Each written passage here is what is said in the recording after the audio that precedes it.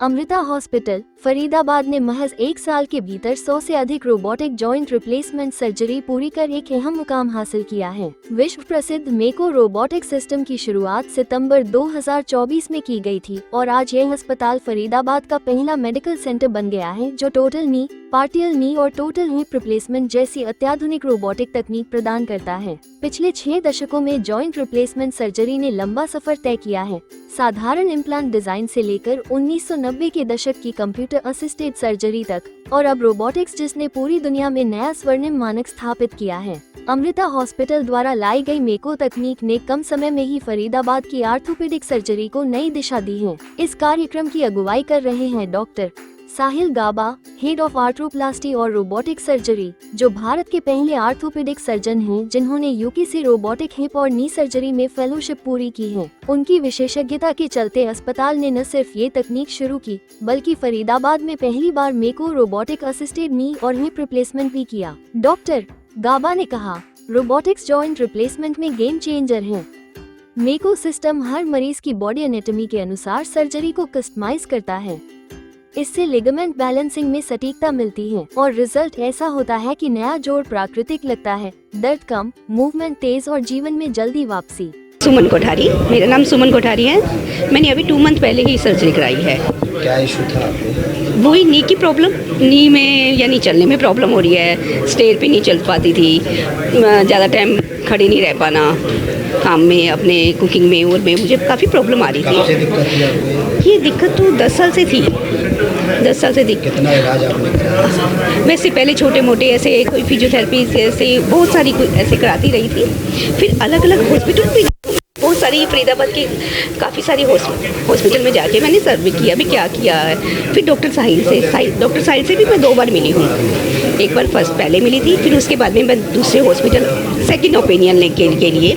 पर doctor Sahil is the best doctor. कितना time लगा आपकी सर्जरी में? 2 महीने में तो परफेक्ट, 1 मंथ में तो मैं अपना कुकिंग करने लग गई। अभी एकदम परफेक्टली चल सकती हूँ, स्टेयर चढ़ सकती हूँ बिल्कुल।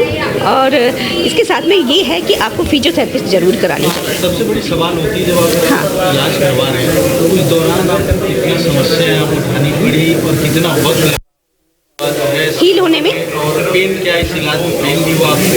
नहीं, पेन ऐसा अगर आप रोबोटिक करा रहे हो उसमें पेन यानी पेनलेस भी नहीं बोलूँगी, पर पेन की कंडीशन थी वो बहुत कम थी। मुझे ऐसा नहीं लगा।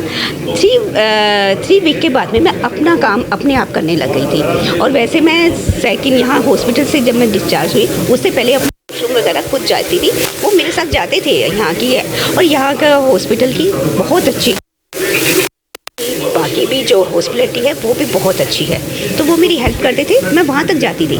ये नहीं है कि मुझे बेड पे ही सब कुछ अपना करना पड़ा है, क्लीन वगैरह नहीं, मैं वहाँ जाके अपना कराने रही थी। थोड़ा चलना, जैसे वो वॉकर लेके चल रहे थे, पर मैंने वॉकर 21 दिन में वॉकर छोड़ दी थी।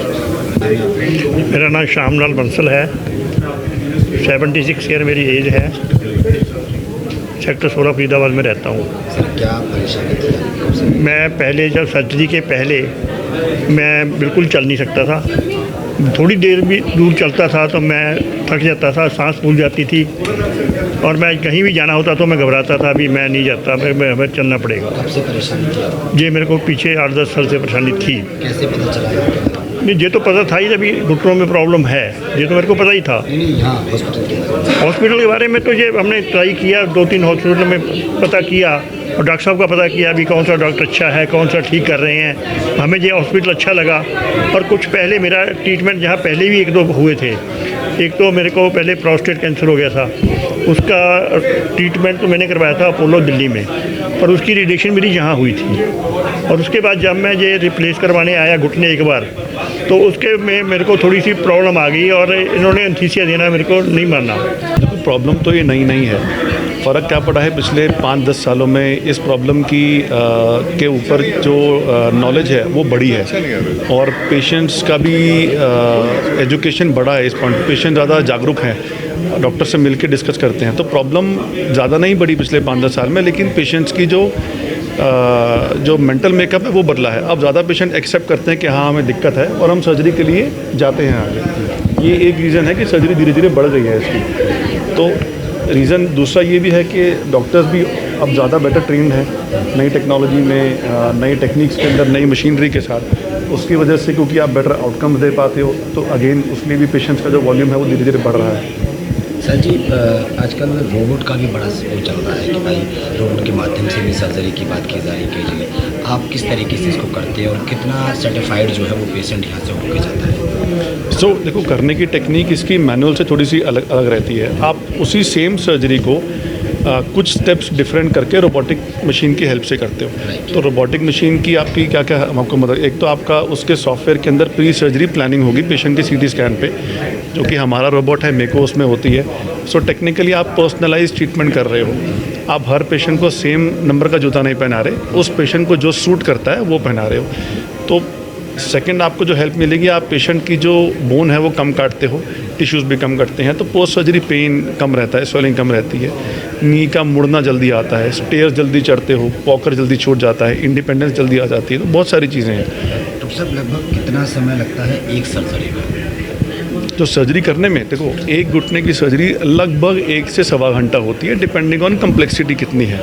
अगर सिंपल है तो लगभग 1 घंटा, अगर कॉम्प्लेक्स सर्जरी है तो कई बार 1.5 घंटे तक लग जाता है। और कितना उम्मीद रहता है कि कब तक जो है पेशेंट जो है चलने दौड़ने अपना काम करने में खुद अकेले कर सकते हैं? देखो, चलना तो हम अपना पूरा कोशिश करते हैं कि सर्जरी के अगले दिन पेशेंट सुबह एटलीस्ट खड़ा होकर चल ले। अब 4 कदम भी चले तो हम खुश हैं, क्योंकि हर पेशेंट की पेन टॉलरेंस अलग है, हर पेशेंट का वेट अलग है, हर पेशेंट की पुरानी बीमारी अलग है। अगर किसी पेशेंट की और भी दिक्कतें हैं तो कई बार रिहैब डिले भी होता है। जैसे किसी पेशेंट का स्पाइन भी ख़राब है अगर, तो टारगेट ये रहता है कि as soon as possible after surgery, even कई बार सेम डे, हम कोशिश करते हैं कि पेशेंट खड़ा हो, वॉकर से एटलीस्ट 4 कदम चले, और फिर हर हफ्ते धीरे धीरे आप उसकी एक्टिविटी को बढ़ाते हो बेस्ड ऑन पेशेंट का पेन रिलीफ कैसा रह रहा है। क्या ये इलाज मैनुअली होती है कि या फिर मशीन से ऑटोमेटिकली जो है इलाज हो जाती है? अगर ऑपरेशन की बात करें तो मैनुअली भी किया जाता है यूज की फिर, या फिर मशीन पे या रोबोट पे डिपेंड रहते हैं? मैनुअली तो ये पिछले 50-60 साल से हो रहा है। हमारे देश में लगभग लेट 1980s अर्ली 1990s में ये फर्स्ट टाइम होना स्टार्ट हुआ था। बाकी कंट्रीज़ में तो इवन 1950s से ये सर्जरी हो रही है, धीरे धीरे बढ़ रही है, धीरे धीरे इम्प्रूवमेंट्स हुई हैं। अब उसमें एक इम्प्रूवमेंट आपकी टेक्नोलॉजी है, रोबोटिक्स है, जो 2014, 15, 16 से ज़्यादा इम्प्रूव हुई है। उससे पहले ये था मार्केट में, बट इतना सक्सेसफुल नहीं था। उसके बाद से इसका आप एक तरह से मानो बूम आया है। तो बहुत बाकी कंट्रीज़ के अंदर तो इसका वॉल्यूम एकदम एक्सपोनेंशियली ग्रो किया। अब फॉर एग्जांपल ऑस्ट्रेलिया में लगभग 70-75% नी रिप्लेसमेंट्स रोबोटिक होते हैं आज की डेट में। हमारे देश में इसका वॉल्यूम बहुत कम है, अभी पिकअप कर रहा है डेफिनेटली, लोग धीरे धीरे समझ रहे हैं, और इसमें ट्रेन सर्जन की कमी होना भी बहुत बड़ा फैक्टर है, जो भी आई थिंक नेक्स्ट 5-10 ईयर्स में बढ़ेगा, क्योंकि लोग ट्रेन होके अब जो आज की डेट में सर्जरी कर रहे हैं वो इन्फॉर्मेशन आगे पास कर रहे हैं। जैसे मैं खुद जाके कई जगह ये इसके ट्रेनिंग वगैरह देता हूँ, तो अगले 10 साल में ये बहुत ही कॉमन होने वाला है। आई थिंक अगले 10 साल में ऑलमोस्ट हर हॉस्पिटल के पास ये टेक्नोलॉजी होगी।